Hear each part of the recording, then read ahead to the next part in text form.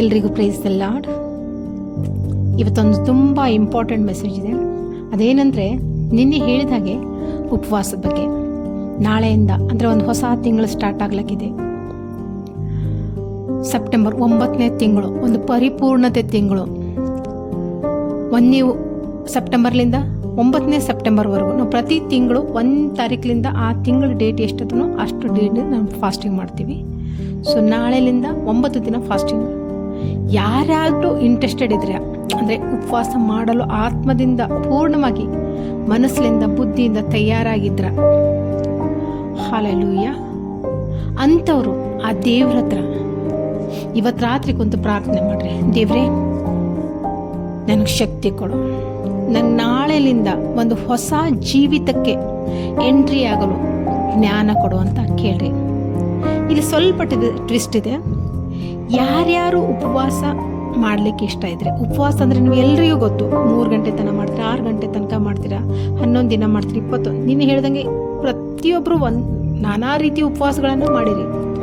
ಆದರೆ ಯೋಶುವನ ಪುಸ್ತಕ 1:8 ಬರೋದ ಪ್ರಕಾರ ಈ ಧರ್ಮಶಾಸ್ತ್ರವು ಅಂದರೆ ಈ ಬೈಬಲ್ ಯಾವಾಗಲೂ ನಿಮ್ಮ ಬಾಯಲ್ಲಿ ಇರಲಿ ಅಂತ ಬರೆಯಲ್ಪಟ್ಟಿದೆ. ಅದರ ಅರ್ಥ ಏನು ಗೊತ್ತಾ?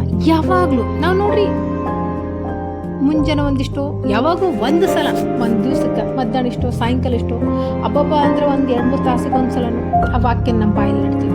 ಆದರೆ ಇವತ್ತಿನಿಂದ ಈ ಉಪವಾಸದಲ್ಲಿ ನಾವು ದೇವ್ರ ಹತ್ರ ಏನು ಬಿಡೋಣ ಅಂತ, ಫಸ್ಟು ನಮಗೆ ಬೈಬಲಿಂದ ದೂರ ಮಾಡೋವಂಥ ಯಾವ್ಯಾವ ಆರ್ಟಿಕಲ್ಸ್ ಇದ್ದಾವ ಅಥವಾ ಯಾವ್ಯಾವ ಸಾಮಾನು, ಫಾರ್ ಎಕ್ಸಾಂಪಲ್ ಫೋನ್ ಐತಿ, TV ಐತಿ, ಸೋಷಿಯಲ್ ಮೀಡಿಯಾ ಐತಿ. ಮೊದಲಿಂದಾಗಿ ನಮ್ಮ ಫೋನನ್ನು ಕಮ್ಮಿ ಬಳಸ್ರಿ. ಫೇಸ್ಬುಕ್ ಬೇಡ, ವಾಟ್ಸಪ್ ಬೇಡ, ಇನ್ಸ್ಟಾಗ್ರಾಮ್ ಬೇಡ. ಅಂದರೆ ಆ ಯಾವ ಸೋಷಿಯಲ್ ಮೀಡಿಯಾಗಳವಲ್ಲ ಅವೆಲ್ಲದ್ರಿಂದ ಒಂದು ಸ್ಟೆಪ್ ಹಿಂದೆ ಜರೀರಿ. ಆದಷ್ಟು 3 ಗಂಟೆವರೆಗೂ ನಾನು ನೋಡಲ್ಲ, ಅಥವಾ 6 ಗಂಟೆವರೆಗೂ ನಾನು ನೋಡಲ್ಲ, ಅಥವಾ 1-2 ತಾಸು ನಾನು ನೋಡಲ್ಲ.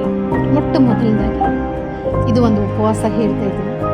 ಎರಡನೇದಾಗಿ ಆದಷ್ಟು ಯಾವುದು ವ್ಯರ್ಥ ಮಾತುಗಳಿರ್ತವೆ, ಅಂದರೆ ಅದು ಅವಶ್ಯಕತೆ ಇರಲ್ಲ, ನಾವು ಆಡಲಿಲ್ಲ ಅಂದ್ರೂ ನಡೀತದ ಅಂಥದ್ರಿಂದ ದೇವ್ರಿಗೆ ಜ್ಞಾನ ಮಾಡಿ. ಅಂದರೆ ಮಾತು ಆದಷ್ಟು ಎಲ್ಲಿ ಅವಶ್ಯಕತೆ ಇದೆಯೋ ಅಲ್ಲಿ ಮಾತ್ರ ಮಾತಾಡ್ರಿ, ಉಳಿದ ಬೇಡ.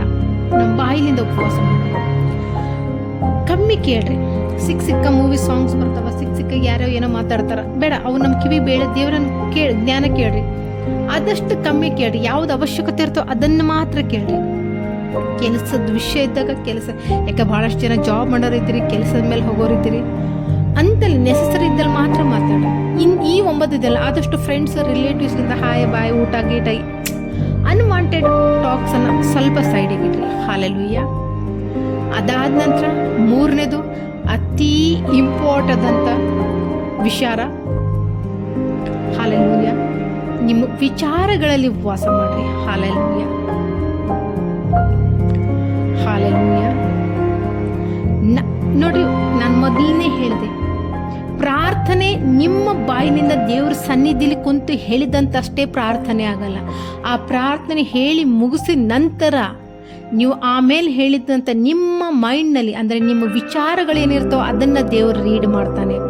ಹಾಗಾಗಿ ಅತಿ ಇಂಪಾರ್ಟೆಂಟು, ನಿಮ್ಮ ವಿಚಾರಗಳಲ್ಲಿ ಉಪವಾಸ ಮಾಡಿರಿ. ಯಾವ್ಯಾವ ವಿಚಾರಗಳು, ಯಾವ್ಯಾವ ಕಲ್ಪನೆಗಳು ಹಗಲೆಲ್ಲ ಬರ್ದಿಡ್ರಿ. ಒಂದು ಬೆಸ್ಟ್ ಎಕ್ಸಾಂಪಲ್ ಕೊಡ್ತೀನಿ ಪ್ರಾಕ್ಟಿಕಲ್ ಆಗಿ. ನಿಮ್ಮ ಒಳಗೆ ಒಂದು ವೇಳೆ ವಿಚಾರಗಳು ಬರ್ತಾ ಇದ್ದಾವೆ ಅಂದರೆ ಕಟ್ಟಂತ ಅದನ್ನು ಸ್ಟಾಪ್ ಮಾಡಿರಿ. ಯೇಸಪ್ಪ, ಯೇಸುವಿನ ನಾಮದಲ್ಲಿ ಅಲ್ಲಿ ಸ್ತುತಿ ಹೇಳಿ ಸ್ಟಾರ್ಟ್ ಮಾಡಿರಿ. Hallelujah. God bless you all. ಈ 9 ದಿನ ನೀವು ಒಂದು ಹೊಸ ಅಭಿಷೇಕದಿಂದ ತುಂಬಲ್ಪಡ್ತೀರ ಅಂತ ನಾನು ನಂಬ್ತೀನಿ. ಹಲ್ಲೆಲೂಯಾ. ರೆಖಂದರಿ ವಶಕ. ಆದಷ್ಟು ಸ್ತುತಿ ಹೇಳ್ರಿ, ದೇವ್ರಿಗೆ ಧನ್ಯವಾದ ಹೇಳ್ರಿ. ನಿಮ್ಮ ಜೀವಿತಕ್ಕೆ ನೀವೇ ಒಂದು ಭವಿಷ್ಯವಾಣಿ ಮಾಡ್ತಾ ಹೋಗ್ರಿ. ಇನ್ನೊಂದು ಇಂಪಾರ್ಟೆಂಟ್ ಪಾಯಿಂಟು, ದೇವರಲ್ಲಿ ಎಲ್ಲದಕ್ಕಿಂತ ಹೆಚ್ಚಾಗಿ ಮಿಗಿಲಾಗಿ ಜ್ಞಾನ ಕೇಳ್ರಿ. ನಿಮ್ಮ ಆತ್ಮದಲ್ಲಿ ಬೆಳೆಯಲು ಜ್ಞಾನ ಕೇಳ್ರಿ, ಬುದ್ಧಿಯಲ್ಲಿ ಕೇಳ್ರಿ. ಆ ಸೈತಾನ್ಗೆ ಹೆಂಗೆ ಓಡಿಸಬೇಕಂತ ಆಯುಧಗಳನ್ನು ಕೇಳ್ರಿ. ನಿಮ್ಮ ಒಂದು ಪ್ರೇಯರ್ ಲೈಫು ಸ್ಟ್ಯಾಂಡ್ ಮಾಡಲಿಕ್ಕೆ ದೇವ್ರಿಗೆ ಬೇಕಾದಂಥ ಜ್ಞಾನ ವರದಾನ